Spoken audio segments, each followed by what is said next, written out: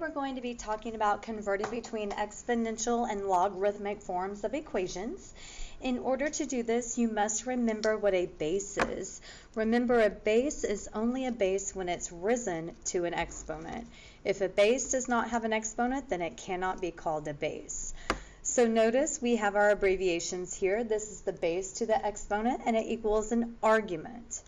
Over here, the big thing to remember, logarithmic equations always equal exponents. Once you remember this concept that logs equal exponents, you will know how to convert between exponential and logarithmic functions. Notice we have a base of 4 here. We're still going to use that base, but it gets dropped as a subscript, so the 4 is down below. Now remember, logs always equal exponents, so I know that the argument is 64. For the next one, this is already in log form. We're going to put it back in exponential form. I know that the base is dropped as a subscript of 5. Logs always equal exponents, so I know that 5 to the negative 1/2 is, 5 to the negative 2 is 1 over 25. To convert this to log form, you're going to write the word log, and you're going to drop the base. And remember, it equals an exponent, so Q is the argument. This is in log form. We're going to take the base of 1/2 and raise it to the n power because exponents are always equaling logs. So we know this equals the letter M. This is in exponential form. I'm going to take the base of 3 and drop it. I know that the answer is also the argument, and I know that exponents always are equaling logs. For the next one, this is in log form, so the answer is going to look like this. Log form, exponential form. Now, this right here, this is special. When you have a base of 10, you don't really have to write that it's a base of 10 because it's understood. If I do not write any base there, it is understood to be a base of 10. So I understand that's a base of 10.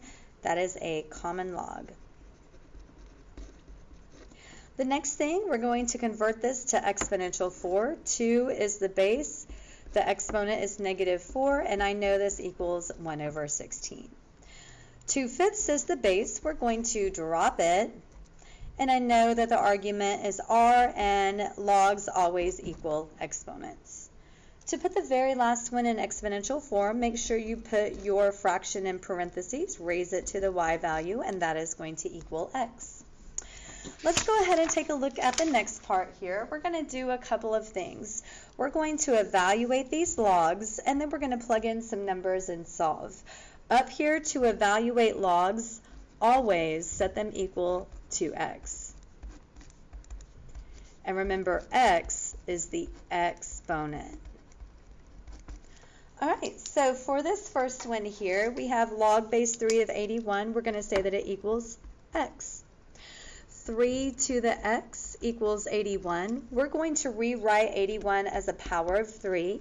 The bases must be the same. 81 is 3 to the 4th power, so I know that once the bases are the same, then the exponents are the same. We know that the exponent is 4, so x equals 4.